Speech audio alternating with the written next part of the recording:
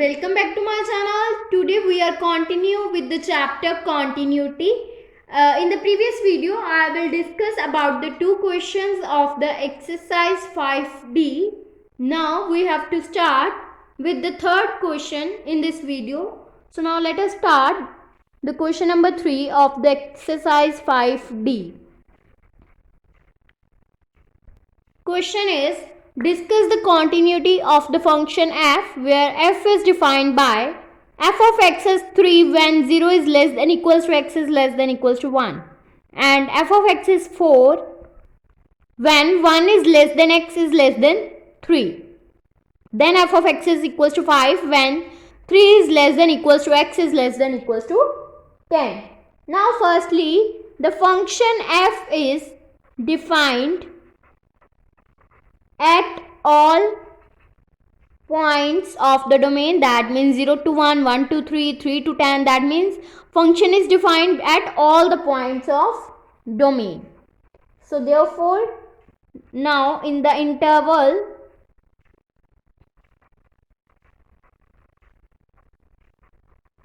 0 is less than x is less than 1, here we have, for this we have the function f of x will be equals to 3. This is the constant function. If this is a constant, so it is continuous.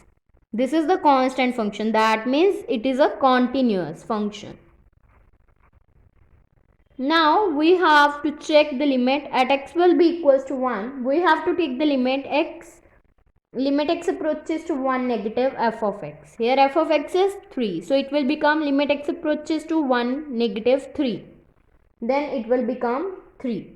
Now we have to take the right hand limit, that means limit x approaches to 1 positive f of x. Then it will become limit x approaches to 1 positive. 1 positive, that means right hand limit is, function of right hand limit is 4. So it will become 4. From this and this term, limit x approaches to 1 negative f of x is not equals to limit x approaches to 1 positive f of x. That means left hand limit is not equals to the right hand limit. So therefore the function f is discontinuous at x will be equals to 1.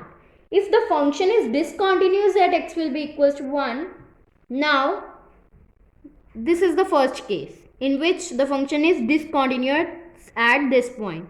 Now we have to check for the interval 1 to 3. That means in the interval 1 is less than x is less than 3, we have the function f of x will be equals to 4, which is again constant function. If this is a constant function, that means function is continuous. So it is continuous. If the function is continuous, now we have to check the limit at x will be equals to 3. Firstly we will check at 1, then we will have to take the limit x approaches to 3 negative f of x. Here function is 4, so it will become limit x approaches to 3 negative 4. It will become 4. Now again we have to take right handed limit, that means limit x approaches to 3 positive f of x. So for x approaches to 3 positive, the function is this. So it will become limit x approaches to 3 positive, function is 5. So it will become 5. From this and this value, limit left hand limit will not equals to right hand limit, that means limit x approaches to 3 negative f of x is not equals to limit x approaches to 3 positive f of x. So the function f is discontinuous at x will be equals to 3. Firstly, function is discontinuous at x will be equals to 1. Now function is discontinuous at x will be equals to 3. Now again we have to take the interval 3 to 10. Now in the interval 3 less than x is less than 10. Here the function f of x will be equals to 5, which is again constant function. So it is a continuous function.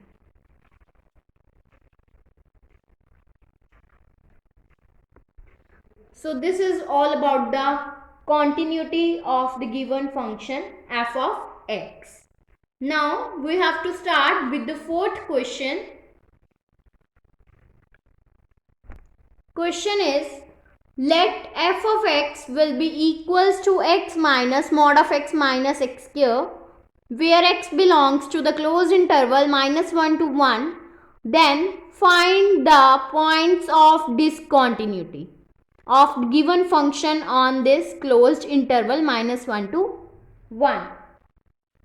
Firstly, here f of x is given, which will be equals to x minus mod of x minus x square. This is the f of x. In this given interval, there will be the only possibility of 0 between -1 and 1. There will be only the possibility of the term 0. So we have to take only possible point of discontinuity is x will be equals to 0, because in between -1 and 1 there will be the only 0 value exist. So only there will be the possibility of the discontinuity at x will be equals to 0.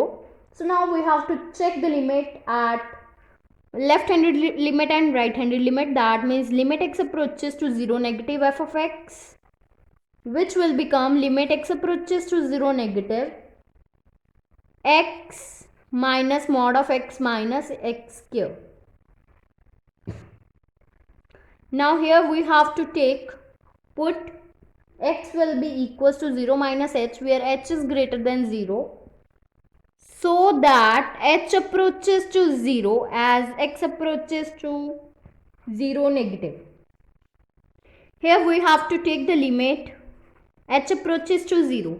Now we have to put the value of x, that means 0 minus h, then we get 0 minus h minus of mod 0 minus h minus of 0 minus h whole square.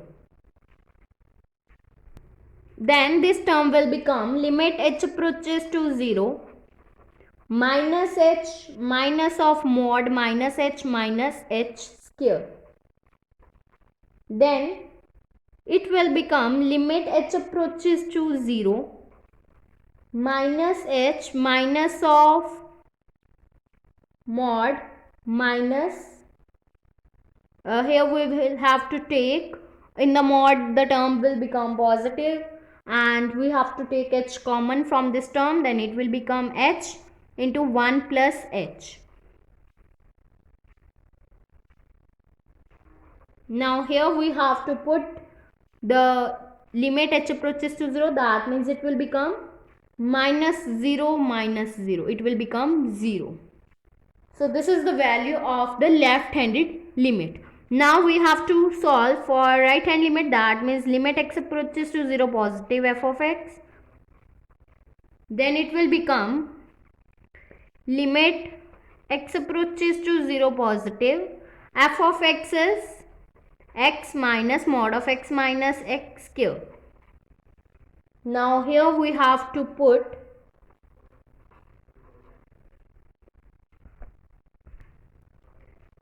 x will be equals to 0 plus h, where h is greater than 0, so that h approaches to 0 as x approaches to 0 positive.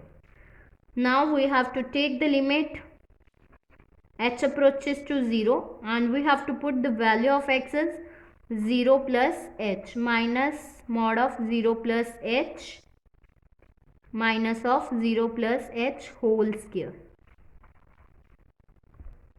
Then this term will become limit h approaches to 0 h minus of mod h minus h square. Now we have to take h common from this term, then we get limit h approaches to 0, h minus h mod of 1 minus h, by taking h common from the term in the mode. So this will become h minus h mod of 1 minus h. Now we have to put the limit h will be equals to 0, then we get 0 minus 0, that means 0. So therefore the limit x approaches to 0 positive, f of x will be equals to 0. And we also find that the limit x approaches to 0 negative, f of x is also 0. So therefore left hand limit will be equals to right handed limit, that means limit x approaches to 0 negative, f of x will be equals to limit x approaches to 0 positive, f of x, which will be equals to, and we know that the point of discontinuity in this function is only 0, so the function at x will be equals to 0 will also be equals to 0. So therefore the given function f of x is continuous at x will be equals to 0, and so it is continuous in minus 1 and 1. Hence proved. So this chapter is finished here. If you like my video, then please like, subscribe and share my videos, and do not forget to press the bell icon for the notification of the more videos. Thanks for watching.